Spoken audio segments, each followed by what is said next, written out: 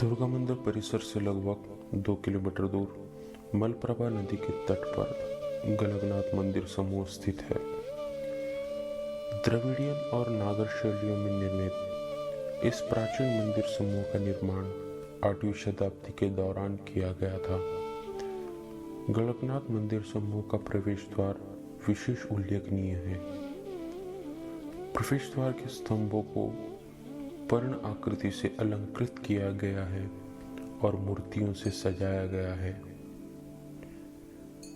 इसी के साथ स्तंभों पर गंगा और यमुना नदी के देवताओं की छवियां भी दिखाई देती हैं। हिंदू पौराणिक कथाओं में मकर नामक प्राणी का उल्लेख किया जाता है, जिसे जल राक्षस भी कहते हैं। मंदिर परिसर में उसकी छवियां भी हमें दिखाई पड़ती हैं। ये भी कहा जाता है कि मकर गंगा और वरुण का वाहन है। एक दीवार पर प्रेम देवता कामदेव का प्रतीक चिन्ह भी दिखाई पड़ता है। चालुक्य वास्तुकला की एक विशिष्ट विशेषता हम यहाँ देख सकते हैं। गलगनाथ मंदिर एक पीठासीन देवता के रूप में शिव को दर्शाता है। विशाल मंदिर पूर्व की ओर मलप्रभा नदी की ओर स्थित है।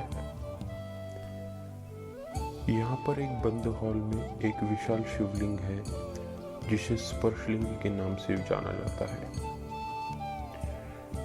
मंदिर के सामने गोपुरा को सादे वास्तुशिल्प तत्वों से अलंकृत किया गया है।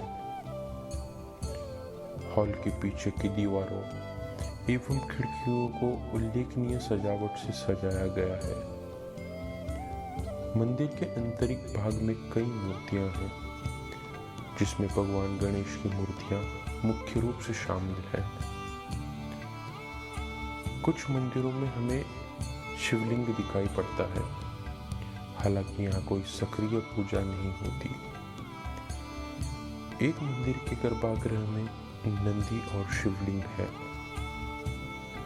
हॉल के स्तंभों को कई अद्भुत चित्रों से बड़ी सुबकता से तराशा गया है।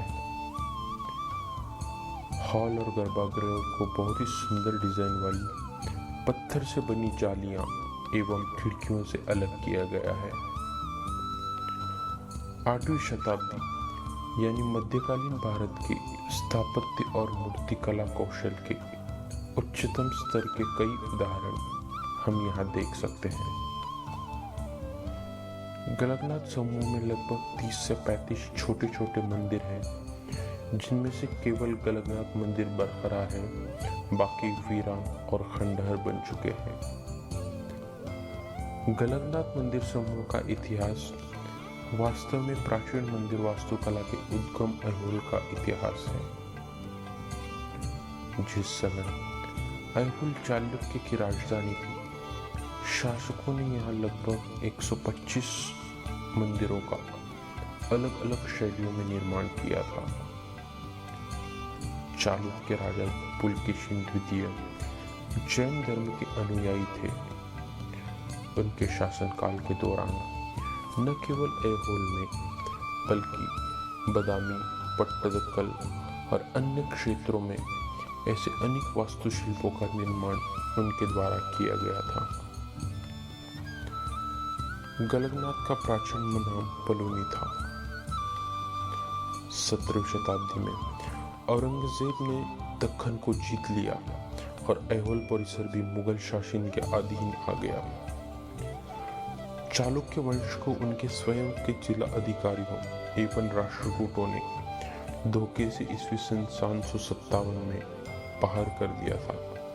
इस प्रकार धीरे धीरे ऐहोल बहामनी और अन्य स्थानीय मुस्लिम राजवंशों का हिस्सा बन गया। शिव का गलगेश्वर मंदिर 11वीं शताब्दी के आसपास बनाया गया था। इतिहासकार कहते हैं कि श्री वेंकटेश गलगनाथ, जिन्हें कादम्बरी पितामह के नाम से भी जाना जाता है, वो यहाँ नित्य पूजा करते थे। ये भी कहा जाता है कि उन्होंने अपने उपन्यासों को गलगेश्वर मंदिर परिसर में ही लिखा था।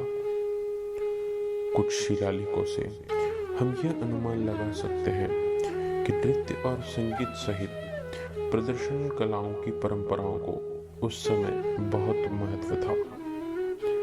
प्रदर्शनकारी कलाओं ने 11वीं शताब्दी में विकास के उच्च स्तर को प्राप्त किया था।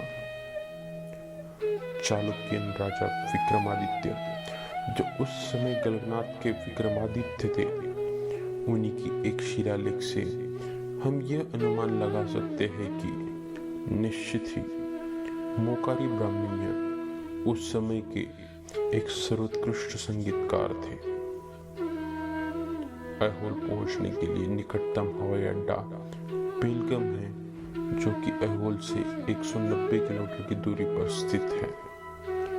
देश के सभी प्रमुख शहरों से बेलगाम के लिए नियमित उड़ानें हैं। निकटतम रेलवे स्टेशन बागलकोट है, जो ऐहोल से लगभग 34 किलोमीटर की दूरी पर स्थित है। देश के सभी प्रमुख शहरों से बागलकोट के लिए कई सीधी ट्रेनें हैं। ऐहोल सड़क मार्ग द्वारा पट्टदकल से 17 किलोमीटर, बदामी से 44 किलोमीटर और बेंगलुरु से 490 किलोमीटर की दूरी पर स्थित है। इन जगहों से आप सड़क मार्ग द्वारा भी ऐहोल पहुंच सकते हैं। ऐहोल में मयूर यात्री निवास नामक होटल है, यहाँ आप रुक सकते हैं।